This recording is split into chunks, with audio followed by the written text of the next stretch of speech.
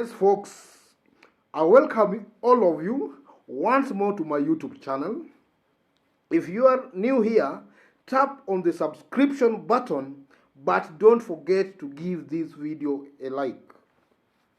Yes, it was a day of high drama, a day of heavy boxing and punches.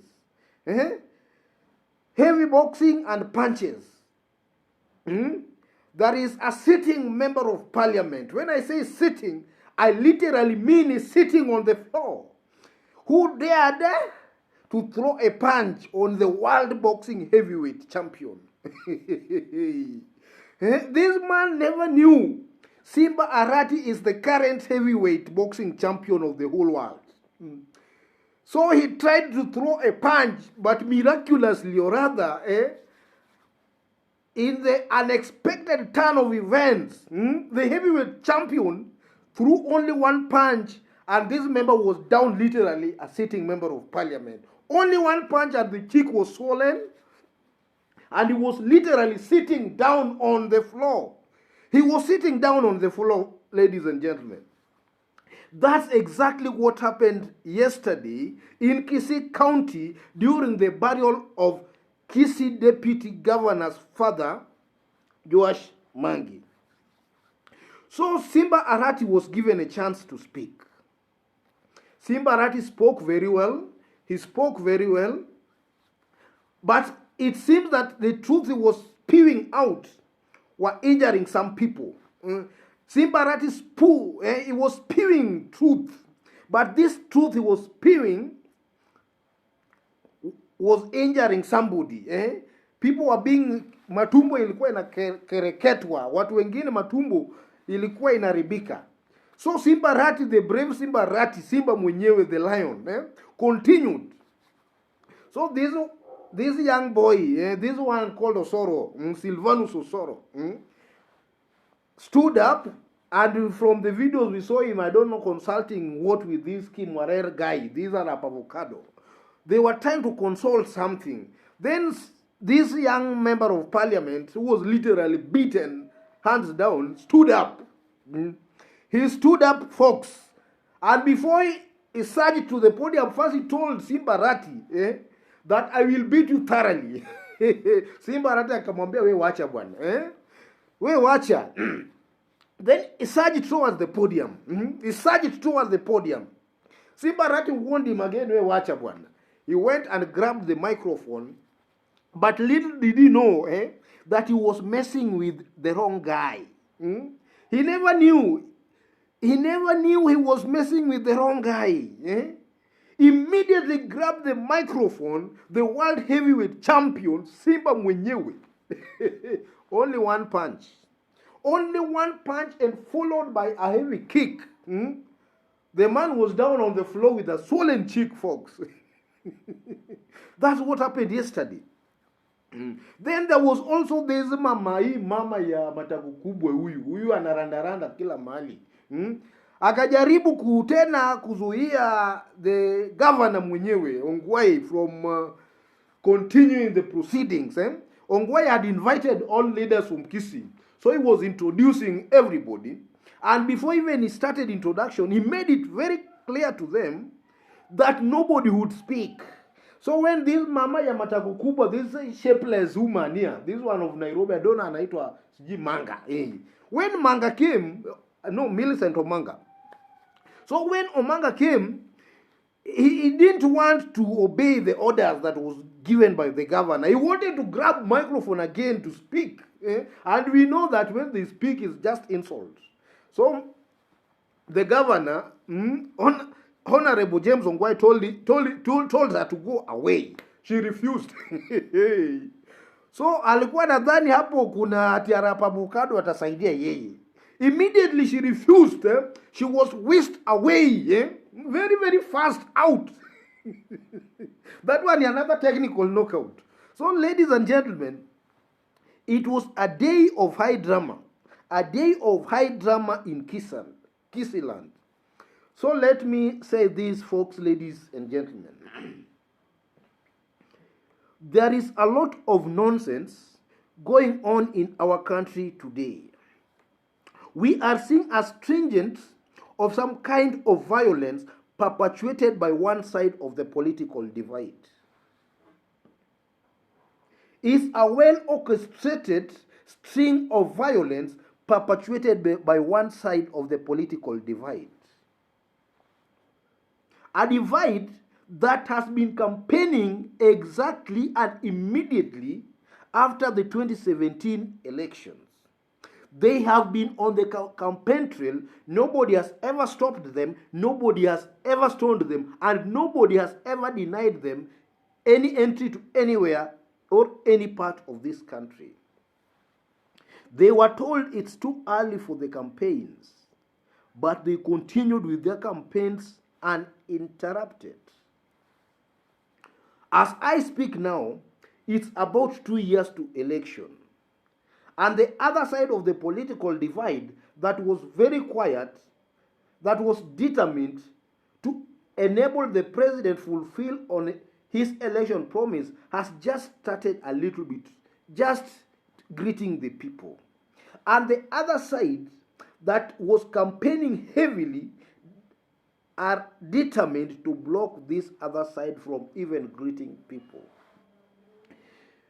Before I come to the Kisi issue, ladies and gentlemen, just last week, in a burial in Western Matungu constituency, there is this madman here, this one who was accused of fake arms scandal. He duped some foreigners about 40 billion shillings that he could link them directly to the government and that they would supply arms to the Kenyan government. This fake man called Rashid Echesa.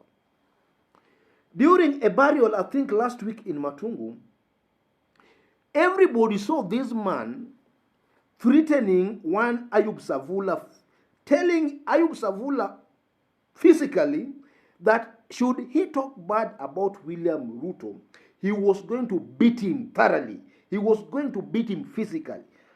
Not beating him with mouth, but beating him physically. I mean assaulting him. That was in Matungu. And before Echesa was given a chance to speak, very many speakers spoke, and what they did were insults, insulting Raila, insulting Handshake, Uhuru, and the rest. Nobody stopped them. But now here is one madman telling Ayub Savula that if you talk bad about William Ruto, I'm going to beat you, physical beating. That is the kind of people we are dealing with, ladies and gentlemen. They can talk anything they want, nobody stops them. But they don't want the other side also to stoke their minds. These are the same people trying to tell the government to be tolerant to divergent views and opinions, while they themselves here don't want even somebody to talk something contrary to what the deputy president wants to hear. And yet they have not even assumed the presidency, folks. They are just still campaigning for the presidency, but they don't want to hear somebody talking something contrary to the perception of the deputy president, ladies and gentlemen. Now, assuming we give these people power, ladies and gentlemen, if now they don't even have the power, they don't have the full power, yes, but they don't want anybody to talk anything ill about the deputy president. What if these people are in power, folks? I want us to open our minds. What if these people are in power? Nobody can even insult or even talk bad about the government should these people assume power. And that's why these people must be rejected in totality. They must be rejected. That is just one instance they blocked somebody from speaking. Ayub Savula is the member of parliament pushing for the impeachment of William Ruto. In Matungu, Ruto's brigade blocked him from speaking out his mind. We had the Nandi incident where Gideon Moi was also blocked. It's the same chain of intolerance by these hecklers And they always hire hecklers even in burials. They hire so many hecklers to heckle speakers, so that for them they can speak, but when the other side stands to speak, they heckle them.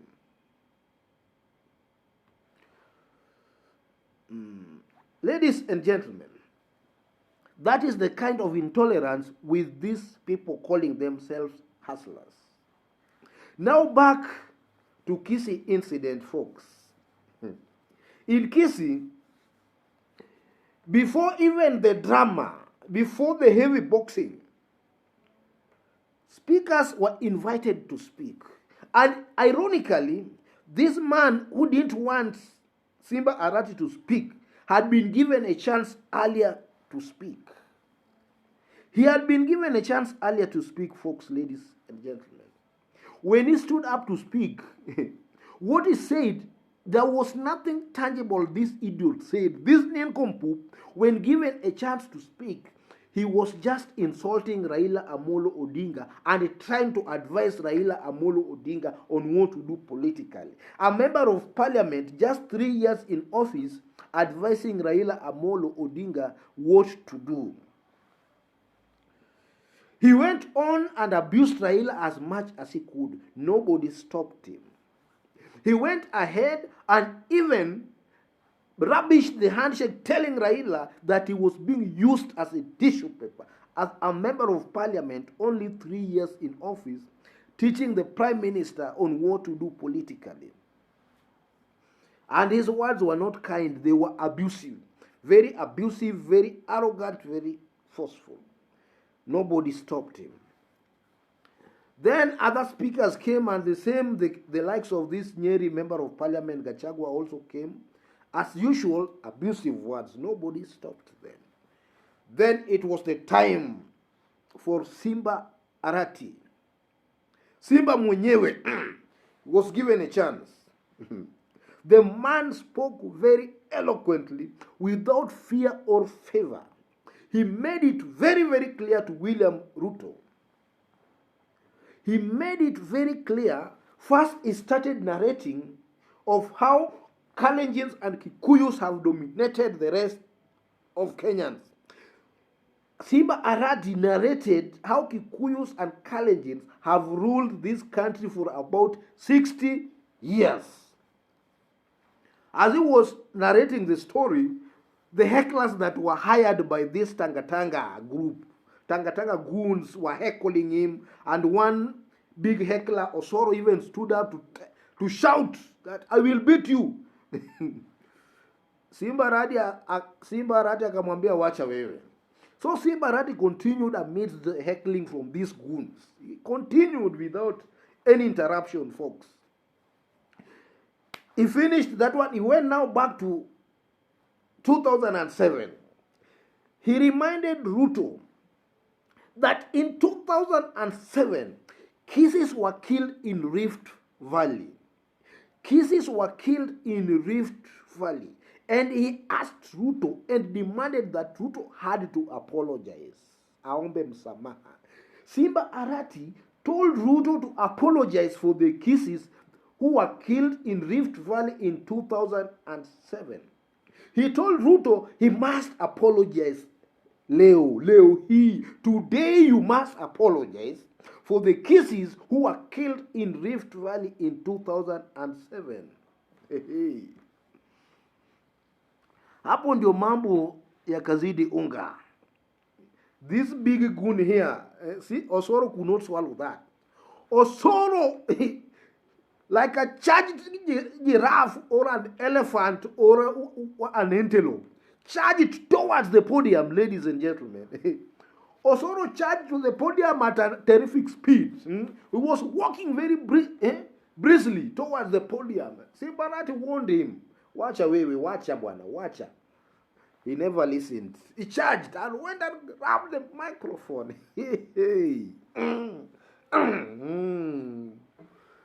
He went and grabbed the microphone, folks. Microphone. Hey. He didn't know he was dealing with the world heavyweight champion. World boxing heavyweight champion. One punch and one kick, the man down. He never knew he was dealing with the world heavyweight champion. Only one punch and a kick. One punch and a kick, folks. The man was down on the floor. Maybe he was crying, looking at Ruto. Ruto, can you not hold me? You sent me, but now I'm down. Only one punch, folks, and a kick, the man down on the floor. One punch and a kick, the man down on the floor. The referee rang the bell, and it was a technical knockout. Technical knockout. We are heading to Nyaribari Chache. We are heading to Nyaribari Chache during the burial of the late Simeon Nyachai. I know it's going to be a day full of drama there. Our world heavyweight champion, Simba Arati mwenyewe, has the crown now. And I know those who want to challenge him must know they are dealing with the heavyweights. They are going to deal with a heavyweight champion of the world. So they must come prepared, because Arati does not joke. Arati does not joke with amateurs. If you are an amateur, dare not interrupt, or dare not even imagine in your mind destroying Simba Arati's meeting or speech. Next time, this man went with a broken cheek. The face was swollen. Next time you try, even your leg you will not find your leg, or even your whole head. Let me say congratulations to Simba Arati mwenyewe, the only Simba in Gusiland, for disciplining this nincompoop called Sylvanus Osoro. This nincompoop was given a thorough beating, a burukenge beating. He was given a burukenge beating, and we are very happy. And we are very proud of one Simba Arati, Simba mwenyewe. Otherwise, folks, if you are new here, don't forget to give this video a like. Most importantly, don't forget to subscribe to this beautiful YouTube channel. Kenyans don't need wheelbarrows. All the youth want is empowerment. That's all the youth want.